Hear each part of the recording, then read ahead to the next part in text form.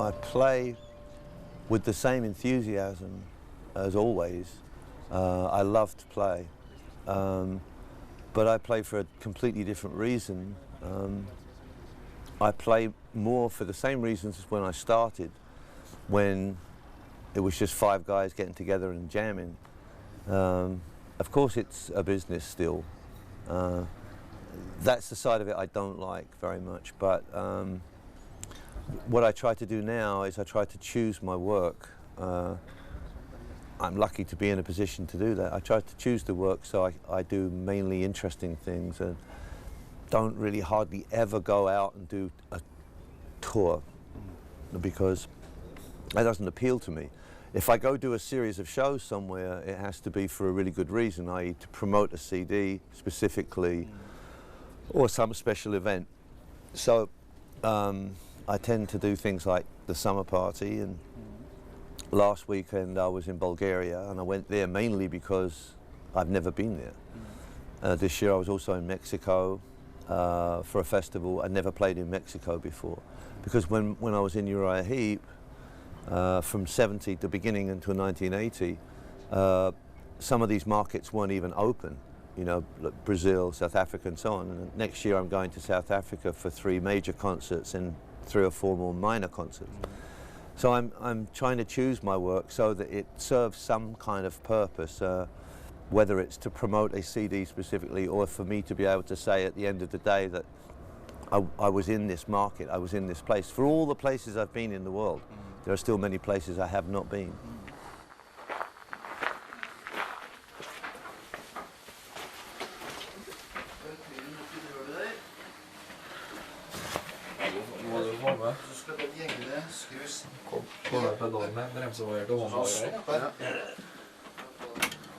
Der er den. Og så skal vi dra det på, så bare for å se den siste greia vi gjorde I går kveld. Så er det I gang. Sånn at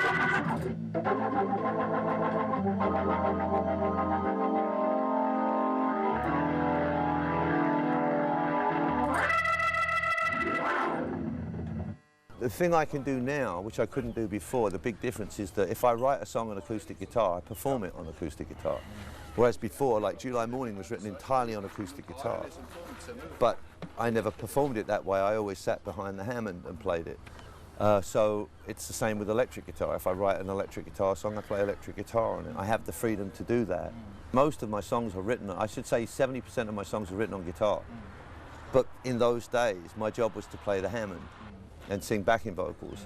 So once I took the song to the band then made it the band's song, and I was back behind the Hammond again. So that was my job. My job now is anything I want to do.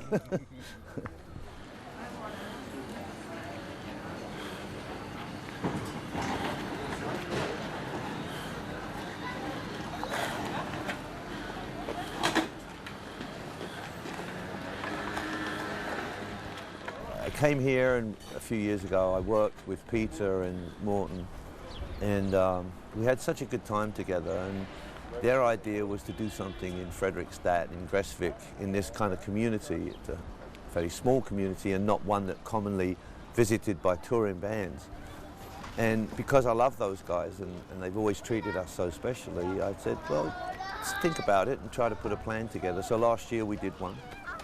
We had such a great time in a little car park in Gräsvik, and everybody had such a wonderful time. We said, let's do it again, and now I think it will become an annual event. You know, I hope so anyway, because it's just special. It's not like a festival or a rock concert or, you know, any special theme event. It's just a bunch of people getting together and having fun, and I like that. So that's why I'm here this year, and hopefully that's why I'll be back next year too.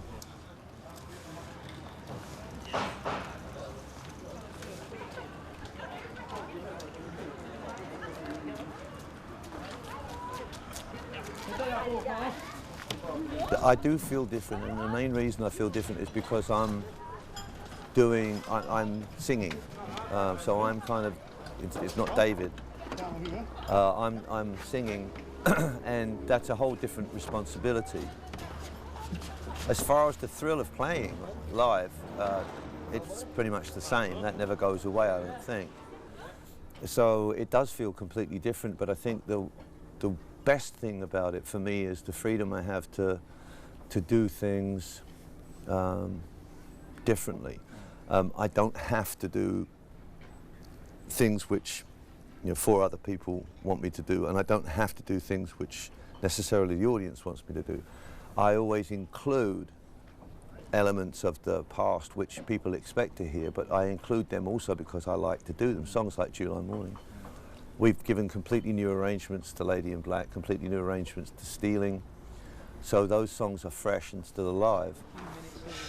So in the days when I was in a band which was identified specifically by certain songs and certain kinds of performance, then I had to do things a certain way. Now I don't have to do that. And that freedom, it carries with it a large element of risk, but I've never been worried about that. So it's the thrill of playing's the same. It's just that I feel I enjoy it more because I have so much more freedom. If you do an old song and there are songs like July Morning which should never be changed or touched because there's nothing you can do to that song to make it any better, or it is what it is. But Lady in Black and Stealing with the band, I've found different ways of doing them which have given them new life. So the basic elements of the song are exactly the same, but wrapped around them are lots of different interesting arrangement ideas which gives everybody, they want the song, they get the song, but they also get some little surprises to go with it. I think that makes it nice because it's 2005, it's not 1971. I tend to write more about real things and less about imagined things. Lady in Black, for example, the only line in that song which is actually relevant to reality is the first line. And even that's not strictly true because it's not somebody that came to me, it's somebody I saw walking up the street. So it would be something like that that would trigger a thought, an idea. Now, I don't have to see things to necessarily be inspired to write about them. I feel them or I sense them. They come from nowhere. I think when all the musicians in a band are focused in the same direction and their energy is completely combined, then they are at that point in their career. I think what happened specifically in the case of Uriah Heep, when the money became more important than the music, then the focus shifted and we lost connection. Then when Gary died, we totally lost connection with it. It was like the chemistry was destroyed. I think the main reason that most bands struggle after a certain point in their career is because of songs, because they don't have songs. It's all about songs, and you'll find a band that'll have 1 or 2 very big albums because they got strong songs on them, and then everybody wonders where they went after that, and 9 times out of 10 it's because they just didn't have any songs. So songs are crucially important. I mean, just look at Uriah Heep. I mean, to quote a relevant example, they haven't made a record since like 1997. And I know the reason is they don't have any songs. The band is becoming more and more fragmented. They're off doing individual projects and so on. And it's all about songs. The whole thing is about songs, absolutely. And if they don't have songs, their records are just kind of force-fed and made up and contrived. And fans aren't stupid. They don't buy rubbish. And so if you feed them a couple of tasty nuggets and they get into that, if you start to drop them rubbish after that, they'll just say, no, not interested, especially today when there's so much to choose from. Songwriting is a process that you never perfect. It's something you're constantly learning. And so in those days, I was in such an early stage of my discovery. I recently listened back to a few songs from the Gods, in 67, 68, and I realized how much of a beginner I was then at songwriting, but nevertheless I could see some good ideas developing. Now I recognize that I've learned a lot, but I still have a lot to learn about writing songs. And so I never approach it in the way that, well, I know what I'm doing and I've done this before and don't worry about it. It's always like there's a certain amount of intimidation because there's a big responsibility when you're writing for, public consumption. That's why oppose, you know, bad lyrics and violent lyrics and sexist lyrics and things like that, because it's so completely unnecessary. You want to hear that, you can just go to the bar down the road or whatever. But so I feel differently about using the language, but I feel there's a responsibility there, and I've learned that also through the fans who have written and continue to write to the website, for example, you know, about what certain songs mean to them, how they used certain songs in normal everyday situations in their lives, like weddings or relationships or whatever. And so I clearly recognize that responsibility. So it's become more important to me. The event of writing a song is more exciting than ever, but it's always an exciting experience. To finish a song is just very, very exciting for me. I wasn't sure when the Russians came to me and said that they gave me this idea to do this anthology. The reason they did that was because I had played some shows in Russia and they had seen these new arrangements of Lady in Black and Stealing and so on. And they suggested the idea based on that, and I didn't want to do it at first because there are so many remasters, reissues, compilations, cover versions, blah, blah, blah, blah, blah, and it's like flogging a dead horse, as we say. And I said, I really don't want to be part of that because too many people have already done it. You know, acoustic versions and live versions, and please, do something new. And I said the only way it could be done is if we approach the songs completely differently. If I take it as being the author's version of this particular album, and then we do things differently, then I might be able to do it. Well, so we came up with the idea to use Russian musicians, record it in a Russian studio, employ some people from the Presidential Symphony, and use these new arrangements, and with me singing. So I thought there were sufficient new elements there to justify doing it. Nevertheless, and I enjoyed doing it. It was a real experience. I mean, not always good, but it was a genuine learning experience, and I learned a lot from it. But I enjoy much more doing my own stuff than I do rehashing the old stuff. It's no question about that. No.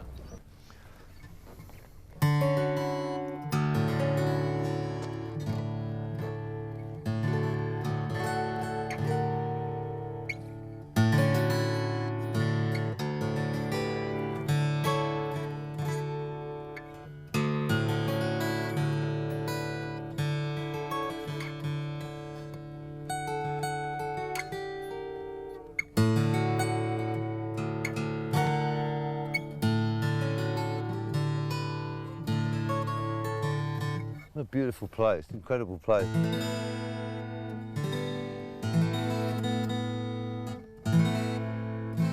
So we'll do an impromptu guitar lesson here. How to play illegal chords. Demons and Wizards, Paradise and the Spell.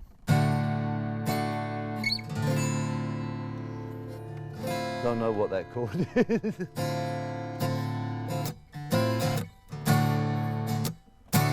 But it's probably a legal chord, even though I don't know what it's called. But what definitely not a legal chord is this one.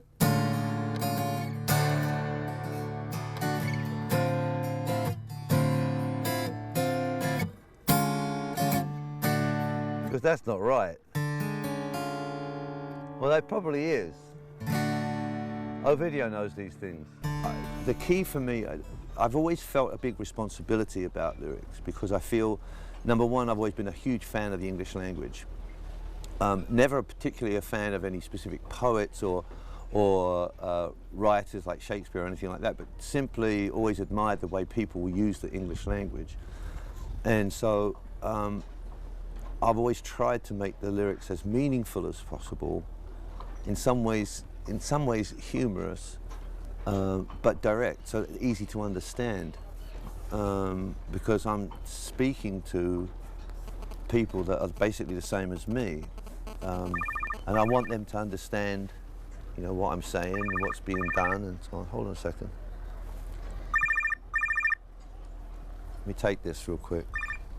Hello, Bob.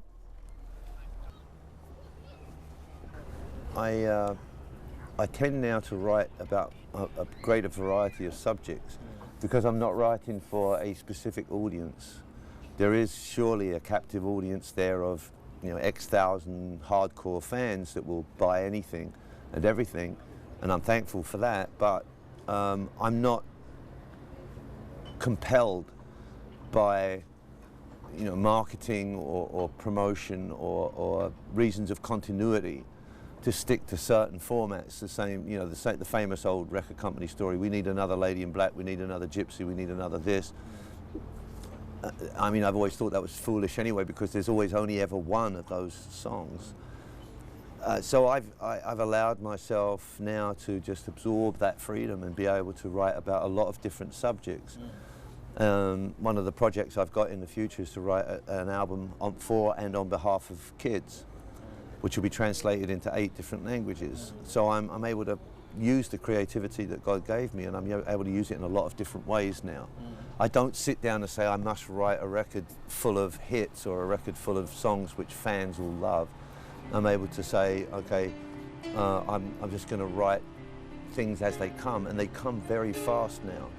At the moment, I'm writing more than I've ever written in my life, so I think that's got a lot to do with living where I live, which is in isolation in Spain. I think the place where I live is very remote. It's not near anything or anyone. So I don't have the clutter of the world in my head all the time. I don't have the noise of the city or the noise of the streets in my head all the time. My brain, my mind is completely clear for the ideas and the creative ideas to flow through. And so that's why I'm so creative at the moment, so productive at the moment, just writing songs after songs after songs. Even when I'm sitting down trying to practice old songs for shows, I find myself drifting off and writing new ones. So. Having time to sit and share the simple things, and I think that it says, when will we have time to sit and share the simple things, moments of our own, to listen to the song that our hearts sing. And then the chorus is, we got, when will we have time that we don't have to borrow,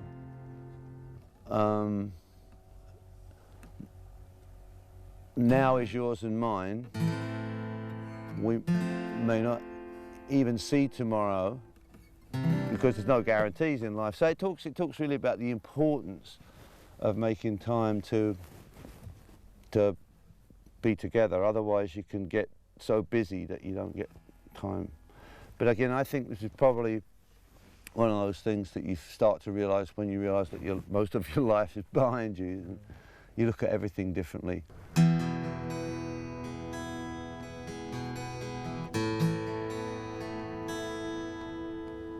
I'm not caught up in the rock and roll rat race anymore, so I don't look at it from a standpoint of obligation. This is just obviously what I was supposed to do.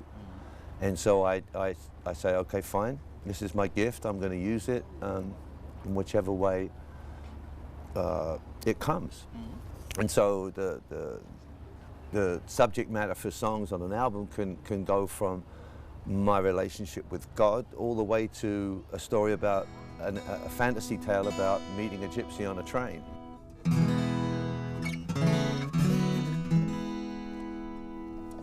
And most of the songs come from just noodling around just like this, just playing anything that comes into my head.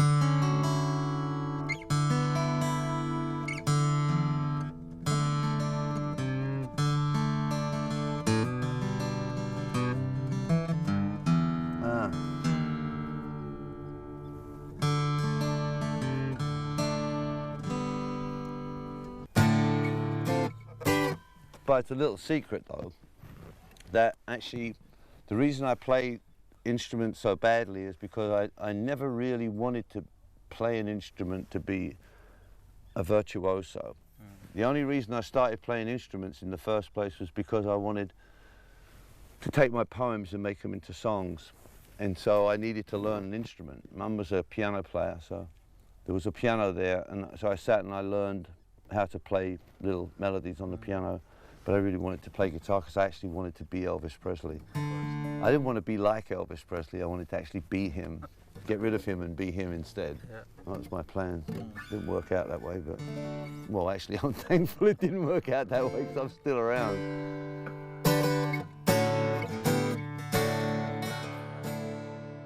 I think life, the whole of life is a journey, if I may be philosophical for a second. But I do feel that with my faith and in God, I've found many of the answers I was looking for, in a very strange way in some cases.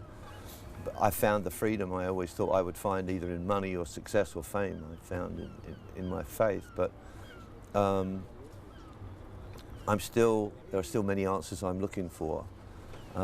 And so it will continue to be a journey, a searching type of journey, and I'm sure that will take me down creative avenues I've never been before. So I think it's not just so much looking at what's been done, but looking at all the amazing things that may come in the future. So in other words, I'm looking towards the future with a lot of optimism and positive thinking, which I think for many people in my situation, musicians of my era, that may not be the case. So I consider myself to be extremely fortunate in that respect.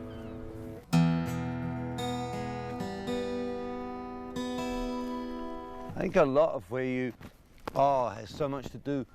You remember we talked about where I live in Spain. It's so remote. It's nothing like this. Desert. And but it has the same feeling of peace. It has the same feeling of tranquility. And I think it has a lot to do with inspiration, how you're inspired, what you feel like doing. I've written so many songs in the last 3 years, so many songs, and most of them at my house. Some in the studio, you know, some during sound checks or rehearsals, but mainly at the house.